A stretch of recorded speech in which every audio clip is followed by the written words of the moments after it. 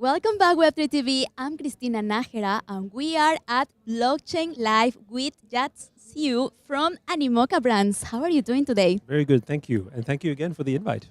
I'm very happy to have you here again. Would you like to start sharing more about the latest trends on Animoca? Well, I mean, right now for Animoca, we're very focused on the Mochaverse, which is basically about the reputation layer in Web3. That's a big thing for us. We think that how do you build better trust, better network effects in Web3, which I talked about last time, and that's basically building stronger reputation.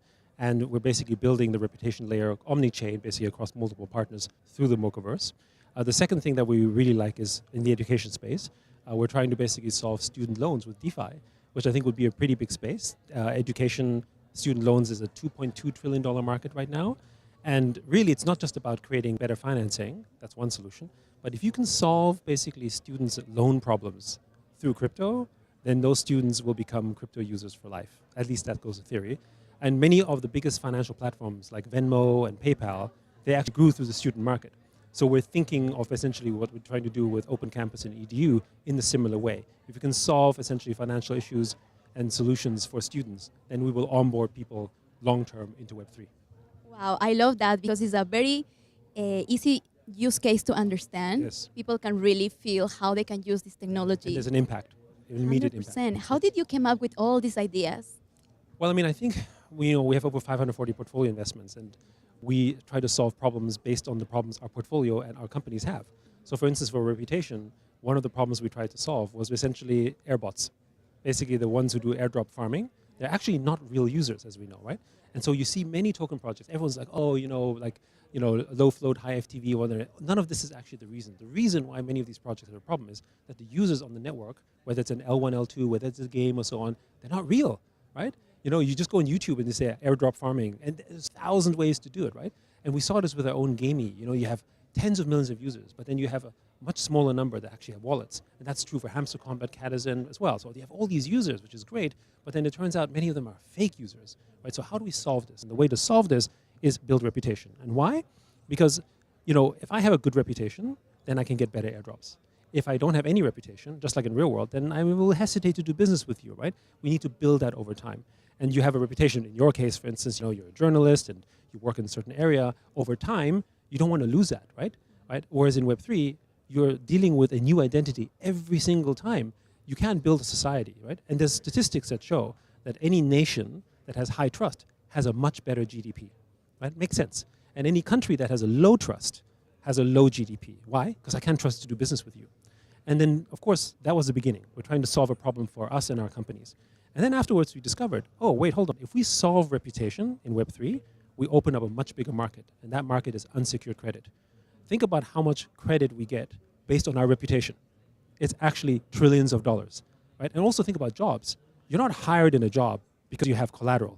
You're hired in a job because of reputation. Which school did you go to? How many years did you work, right? So these are markets that we will open up. So that's an example of what happened. And with education and students, it was kind of similar. We're just trying to say, okay, what problems can we solve for people that have financial issues, right? And of course, loans is a big one. And I know like DeFi has done a lot in the loan area, on the collateral side, or NFT loans, that kind of stuff. But actually, when it comes to education students, they're the ones who are kind of quasi-unbanked, as in they're not, their first experience is to have a loan, especially in places like America. And then we can actually give them a solution, and then we onboard them, right? And so to me, that is sort of the evolution of, solving a big problem will actually help us create potential solutions for it. 100%. So how they can get access to it? Because Animoca is well known for gaming. Right. However, you are entering a new space that it's very, very new for Web3, But it's related to gaming as well. Because for instance, when you think about reputation, we're building reputation through gaming. So in other words, I play a certain game, I receive certain tokens. Do you sell the token right away? Do you keep it? Right? These are all things that affect your reputation, as an example. And of course, it's a little bit fun and more harmless, but over time, these actually become things in which you can add essentially a credit score, right? And that credit score gives you value down the road. So that's actually a major area. And so to participate, you can just go to mochaverse.xyz, and basically you can participate through and get a free Mocha ID. That's how you begin. And then, of course, if you want, there's the NFT. There's also the Mocha ID and basically Mocha tokens if you want to participate. And in Open Campus, you can do this basically through EDU. So that's a token that is also live. It's basically building an ecosystem. And it's actually a blockchain. It's an education blockchain that you can participate. Currently at testnet, we've already surpassed millions of transactions. So beginning just in the early days, and many, many companies building on it. I'm sure a lot of people will benefit from this. Is it available worldwide? It's available worldwide. You can test it out, participate in it. Again, Open Campus, EDU, or Mochaverse, Mocha. I love that. Thank you so much. It's a great update for the Web3 community because I'm sure a lot of people think that they cannot start. Maybe people think they need to have money to invest and then they can start in this industry. In but fact, this is yes. a different way of starting, right? Exactly. And if you actually start with a Mocha ID, which is free to use, and you begin to learn about the ecosystem, you can now partake in a network and build reputation and get value for reputation. And that's actually something, that's how we bring more people in, right? It's hard to bring people in when you say, oh, you have to deposit money first.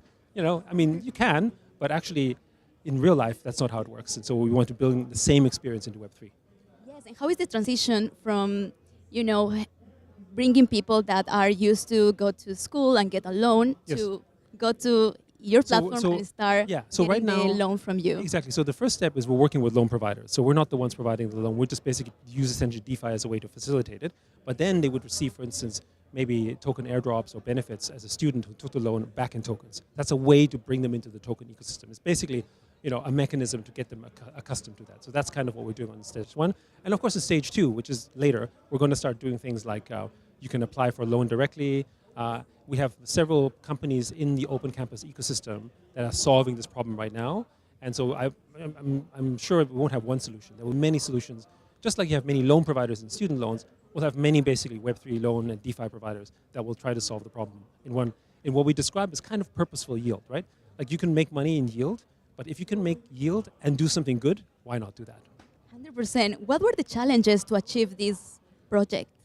Well, we needed to have obviously capital, experience. We had to bring the right people in. And really, experience basically pays for everything, right?